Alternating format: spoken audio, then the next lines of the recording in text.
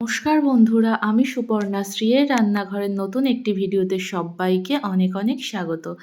এই গরমের মধ্যে আজ বানিয়েছিলাম আলু দিয়ে মুরগির মাংসের ঝোল। এই গরমের মধ্যে এটি খেতে ভীষণই ভালো লাগে। তো আজকে আমি বাটা মশলায় এই চিকেনের রেসিপিটি শেয়ার করব। তার জন্য 2 কেজি মাংস নিয়েছি আর আলু বড় বড় সাইজ করে পিস করে নিয়েছি 12 পিস।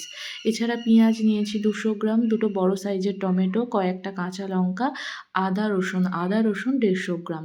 প্রথমে রসুনগুলি ভালো করে শিলের মধ্যে বেটে নেব। আজকে পুরো মশলাটাই আমি শিলের মধ্যে বেটে নেব। প্রথমে রসুনগুলি বাটা হয়ে গেছে, এবার তুলে নেব। রসুনগুলি বাটা হয়ে যাওয়ার পর আমি এখানে যে আদা আর কাঁচা লঙ্কা নিয়েছিলাম সেটি বেটে নেব। আজকে আমি এই চিকেনের রেসিপিটির মধ্যে কাঁচা লঙ্কার ঝালটাই বেশি ব্যবহার করব, তাই এখানে বেশ কিছুটা কাঁচা লঙ্কা নিয়েছি। কাঁচা লঙ্কা আর আদা একদম মিহি করে শিলের মাধ্যমেই বেটে নেব। আপনারা এই পুরো মশলাটাই মিক্সির মধ্যেও বেটে নিতে পারেন অল্প পরিমাণ জল দিয়ে। খুব ভালোভাবে আদা আর কাঁচা লঙ্কা বেটে নিয়েছি, এবার তুলে নেব। তারপর আরও একটি মশলা বানিয়ে নেব। তার জন্য নিয়েছি জিরে, ধনে, যতটা জিরে তার বেশি পরিমাণ ধনে আর তার থেকে আরেকটু বেশি মৌরি দিয়ে অল্প জল দিয়ে বেটে নেব। এই মশলাটিও ভালোভাবে বেটে নিয়েছি, এবার তুলে নেব। এবার উনুন ধরিয়ে নেব, তারপর কড়াই গরম করতে দিয়ে কড়াইটি খুব ভালোভাবে গরম হয়ে গেলে তাতে বেশ কিছুটা সর্ষের তেল দিয়ে দেব। আজকে আমি এই চিকেনের রেসিপিটি সর্ষের তেল দিয়েই বানাবো। তারপর তেল গরম হয়ে গেলে ধুয়ে রাখা আলুগুলি তেলের মধ্যে দিয়ে দেব। আর আজকে উনুনের মধ্যে একদিকে ভাত আর একদিকে মাংসটি বসিয়েছি। আলুগুলি দেওয়ার পর তেলে একটু নাড়াচাড়া করার পর তার মধ্যে দিয়ে দিচ্ছি নুন আর হলুদের গুঁড়ো দিয়ে খুব ভালোভাবে ভাজতে হবে লাল করে। দেখুন এইরকম লাল করে ভেজে নিয়েছি, এবার তুলে নেব।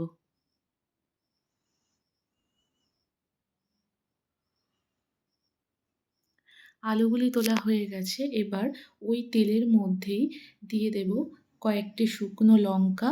শুকনো লঙ্কাগুলি গোটাই রেখেছি, কয়েকটি তেজপাতা আর গোটা গরম মশলা, 3টে এলাচ, 3টে লবঙ্গ আর একটু দারচিনি। কয়েক সেকেন্ড একটু নাড়াচাড়া করার পর দিয়ে দিচ্ছি কুচিয়ে রাখা পেঁয়াজ। পেঁয়াজগুলি দিয়ে খুব ভালোভাবে ভেজে নেব। যতক্ষণ না একটু ব্রাউন কালার আসে ততক্ষণ খুব ভালোভাবে পেঁয়াজগুলি ভেজে নিতে হবে।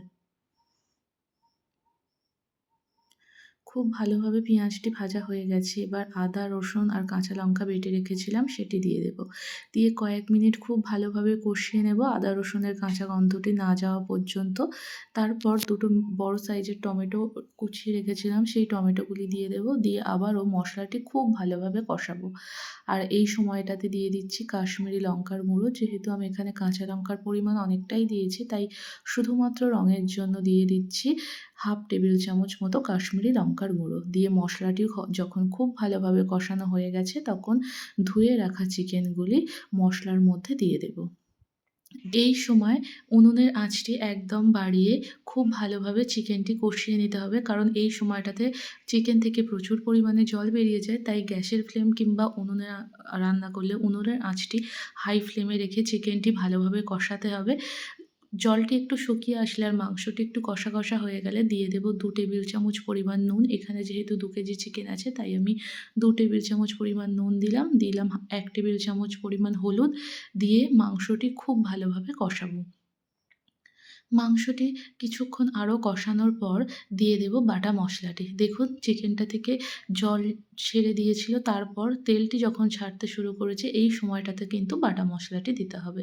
দিয়ে আবারও চিকেনের সাথে খুব ভালোভাবে মিশিয়ে কিছুটা সময় কষাতে হবে, কারণ চিকেনটা যত ভালোভাবে কষানো হবে ততই কিন্তু চিকেনের টেস্টটা তত ভালো হবে। তারপরে দিয়ে দিয়েছি 1 টেবিল চামচ ঘি, দিয়ে আবারও খুব ভালোভাবে কষিয়ে নিয়েছি। আমি প্রায় 20 মিনিট মতো খুব ভালোভাবে চিকেনটা কষিয়েছি। তারপর ভেজে রাখা আলুগুলি দিয়ে চিকেনের সাথে খুব ভালোভাবে মিশিয়ে নিচ্ছি। তারপর দিয়ে দেব পরিমাণ মতো জল। এখানে আমি জলের পরিমাণটা একটু বেশিই দিয়েছি, যেহেতু পাতলা ঝোল রাখবো। ওই ১ লিটার মতো জল দিয়েছি। তারপর জলটি দেওয়ার পর ফুটতে সময় দেব। যখন চিকেনটি ফুটতে শুরু করবে, ঢাকা দিয়ে ২০ মিনিট উনুনের আঁচটি মিডিয়াম রেখে ফুটিয়ে নিতে হবে। এতে চিকেনটি খুব ভালোভাবে সিদ্ধও হয়ে যাবে আর টেস্টটা খুব ভালো হয়। তারপর দেখুন চিকেনটি ফুটতে শুরু করেছে। আমি ২০ থেকে ২৫ মিনিট পর দেখুন ঝোলটা অনেকটা কমে গেছে। চিকেনের কালারটাও দারুণ এসছে আর তেলও ছেড়ে দিয়েছে। এই সময়টাতে আমি দিয়ে দেব ১/২ টেবিল চামচ গরম মসলা গুঁড়ো, ১ টেবিল চামচ ঘি আর কয়েকটা কাঁচা লঙ্কা চিড়ে উপর থেকে দিয়ে দেব। আমি এখানে ২ কেজি চিকেনের জন্য যে পরিমাণ বললাম সেই পরিমাণে এই রেসিপিটি বানিয়ে দেখবেন, দারুণ হয় খেতে। এই গরমের মধ্যে অবশ্যই এইভাবে একবার আলু দিয়ে চিকেনের পাতলা ঝোল বানিয়ে দেখবেন। তারপর নামিয়ে নিয়েছি। এবার গরম, গরম পরিবেশন করব। আর দেখুন ঝোলটা কতটা পাতলা হয়েছে আর খেতে কিন্তু ভীষণ সুন্দর হয়েছে। অবশ্যই এই পদ্ধতিতে একবার বানিয়ে নিতে পারেন। আর ভিডিওটি ভালো লাগলে একটি লাইক দিয়ে দেবেন। আর যে সকল বন্ধুরা এখনও চ্যানেলটিকে সাবস্ক্রাইব করেননি, চ্যানেলটিকে সাবস্ক্রাইব করবেন। দেখা হচ্ছে পরের ভিডিও।